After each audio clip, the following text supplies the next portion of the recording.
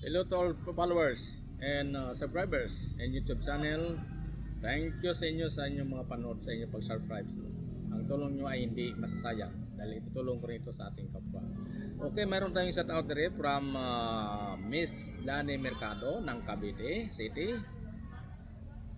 Manila to Bong Rebella, Duna, Joshua, Tonet, Nina, and Pokwang, no? Ng Metro Manila, ating mga artista na napag-shout out ni Miss Lani Mercado, ng ating mayor doon sa Cavite City. So thank you so much Ma'am Lani Mercado sa inyong participate sa ating pag-greet o pa-shout out sa ating YouTube channel. Thank you sa mga suporta ninyo.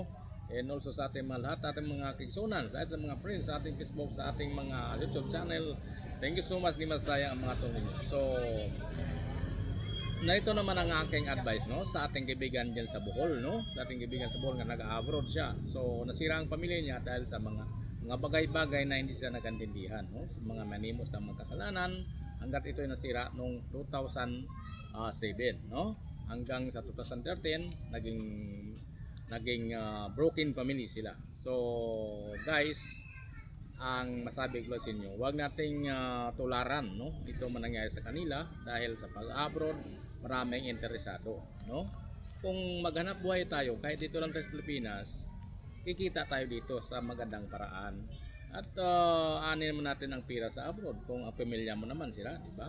So kailangan natin na mag-isip, no, isip tayo kung anong isip ang maisip natin na ikaunlad nating buhay. Kailangan matalino tayo, pero sa mabuting paraan. Huwag tayong yayaman na sa mga ras o di kaya mga madalian na yaman na illegal, no? Sa legal tayo pupunta. Para kahit saan pupunta, wala tayong kalaban. So sa ating kaibigan, thank you so much sa iyo sa inyong hingi sa akin ng tulong ng advice sa pagpunta ko diyan sa inyo sa Bohol, no. Nagkaroon ng liwanag inyong isipan at ngayon nagkaroon ka man ng live, sana hindi na masira ang live mo. Okay, thank you so much sa ating mga like and share and follow and subscribe sa aking YouTube channel. Thank you so much inyo. God bless sa inyong lahat.